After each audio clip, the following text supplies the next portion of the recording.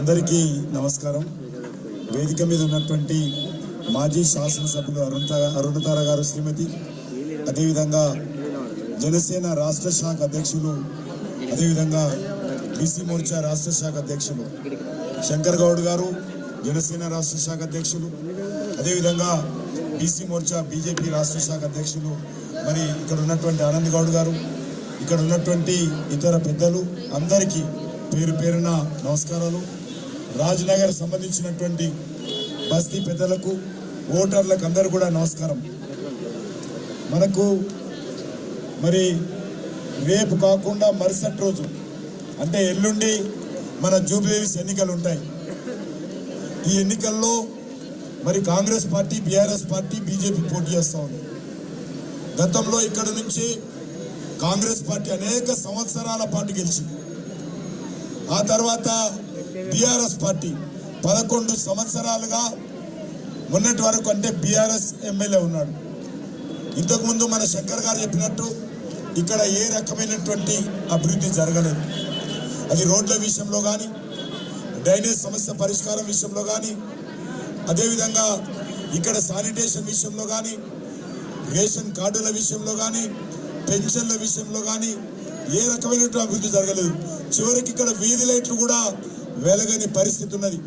దీనికి అన్నిటికీ కారణము ఇక్కడ గెలిచినటువంటి మజ్లిస్ పార్టీ కార్పొరేటర్లు, ఇక్కడ గెలిచినటువంటి బీఆర్ఎస్ కార్పొరేటర్లు, ఇక్కడ గెలిచినటువంటి మరి కాంగ్రెస్ కార్పొరేటర్స్.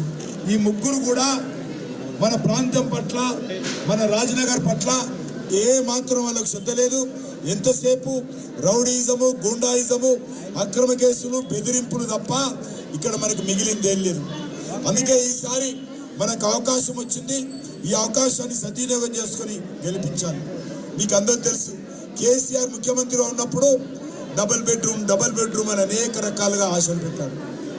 కానీ మన ప్రాంతంలో ఏ ఒక్కరికి డబుల్ బెడ్రూమ్ ఇవ్వలే, మనల్ని మోసం చేసిండు.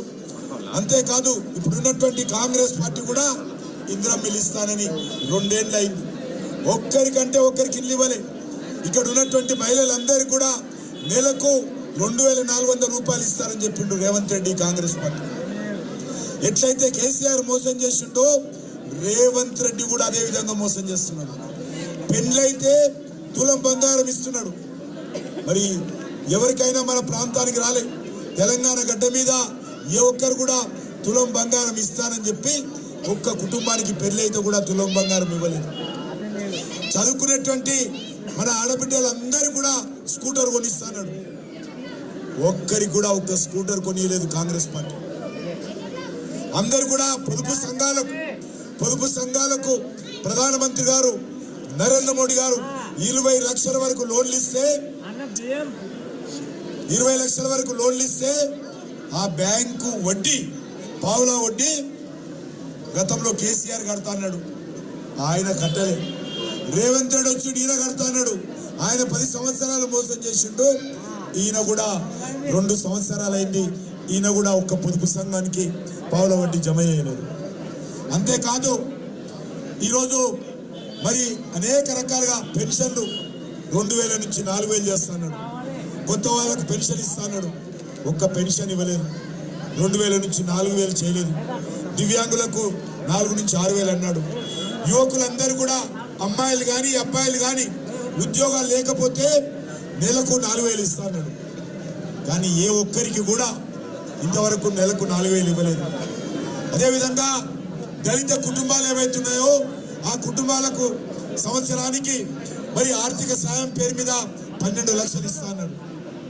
ఏ ఒక్కరికి కూడా 12 లక్షలు ఇవ్వలేదు. బీసీల అభివృద్ధి కోసం 1,00,000 కోట్లు అన్నాడు. 1,00,000 రూపాయలు 1,00,000 పైసలు కూడా ఈరోజు ప్రత్యేకంగా కేటాయించలేదు. ఈ రకంగా మరి ఇక్కడ ఉన్నటువంటి కాంగ్రెస్ పార్టీ, ఇక్కడ ఉన్నటువంటి బీఆర్ఎస్ పార్టీ ఈరోజు పోటీ చేస్తూ ఉన్నాయి. ఏ ముఖం పోటీ చేస్తున్నా అడగాలి.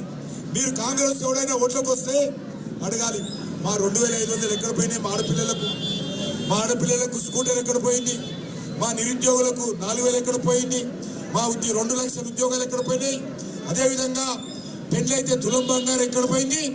ఈరోజు కాంగ్రెస్ పార్టీ నిలదీయాలి. బీఆర్ఎస్ పార్టీ వస్తే మా రోడ్ల సంగతి ఏంటి, మా డ్రైనేజ్ సంగతి ఏంటి, మాకు సంబంధించినటువంటి డబుల్ బెడ్రూమ్ ఎక్కడ పోయింది, 11 ఏళ్ళు ఉన్నావు కదా, మరి ముఖ్యమంత్రిగా ఉన్నావు, ఇక్కడ మీ ఎమ్మెల్యే ఉన్నాడు, మీ కార్పొరేటర్ ఉన్నాడు, మీరు మేయర్ ఉంటే, డిప్యూటీ మేయర్ ఉంటే, ఏం చేశారు మా ప్రాంత అభివృద్ధికి? ఎక్కడ చూసినా డ్రైనేజ్ సమస్యలు ఉన్నాయి. ఏ ఒక్క సమస్య పరిష్కారం చేయకుండా ఏ రకంగా ఈరోజు బీఆర్ఎస్ పార్టీ మన రోడ్డు అడుగుతూ సవాల్ చేయాల్సిన అవసరం ఉంది. అంతేకాదు మనకందరికీ తెలుసు ఇక్కడ మరి ఏ రకంగా మజ్లిస్ పార్టీ దాదాగిరి నడుస్తుందో మనం చూస్తూ ఉన్నాం. మజ్లిస్ పార్టీ ఏ రకంగా గుండాయిజం చేస్తుందో మనం చూస్తూ ఉన్నాం. ఇక్కడ ఉన్నటువంటి కార్పొరేటర్లు ఏ రకంగా దౌర్జన్యం చేస్తున్నారో మనం చూస్తూ ఉన్నాం. అందుకే ఈ దౌర్జన్యాలు అరికట్టాలంటే, ఈ గుండాయిజం అరికట్టాలంటే, మనకందరికీ భద్రత ఉండాలంటే, మన ఆడపిల్లలకు భద్రత ఉండాలంటే, మన పిల్లలకు భద్రత ఉండాలంటే, మన భవిష్యత్తు బాగుండాలంటే ఈ ప్రాంతంలో మన పార్టీ గెలవాలి. మన పార్టీ గెలవకపోతే ఇక్కడ మనకు రక్షణ లేదు. ఇక్కడ గుండాయిజం రౌడీజంతో మజ్లిస్ పార్టీ కాంగ్రెస్ ముసుగులో వస్తూ ఉంది. మజ్లిస్ పార్టీ ఎమ్మెల్యేలు ఈరోజు ఏ రకంగా కాంగ్రెస్ కు అనుకూలంగా ప్రచారం చేస్తున్నారో చూస్తూ ఉన్నాము. ఏ రకంగా గుండాయిజం చేస్తున్నారో మనం చూస్తూ ఉన్నాము. బెదిరిస్తూ ఉన్నారో చూస్తూ ఉన్నాము. అసదుద్దీన్ ఓవైసీ ఇక్కడ తిరుగుతూ ఉన్నాడు. అందుకే మీ అందరికి కోరుతా ఉన్నాను, ఈ ఎన్నికల్లో మరి అందరం కూడా కమలం పువ్వు గుర్తు మీద ఓటు వేసి నరేంద్ర మోడీ గారిని ఆశీర్వదించి లంకాల దీపకుడు గెలిపించి మనము భారీ మెజార్టీతో ఈరోజు మనకు మనమే రక్షణ కల్పించుకోవాలి. మన జూబ్లీ హిల్స్ ని రక్షించుకోవాలి, మన రాజనగర్ రక్షించుకోవాలి, మన హైదరాబాద్ రక్షించుకోవాలని మీ అందరూ కోరుతూ సెలవు తీసుకుంటున్నాను. జై శ్రీరామ్, జై శ్రీరామ్. కమలం పువ్వు గుర్తుకే, కమలం పువ్వు గుర్తుకే నరేంద్ర మోడీ గారి నాయకత్వం.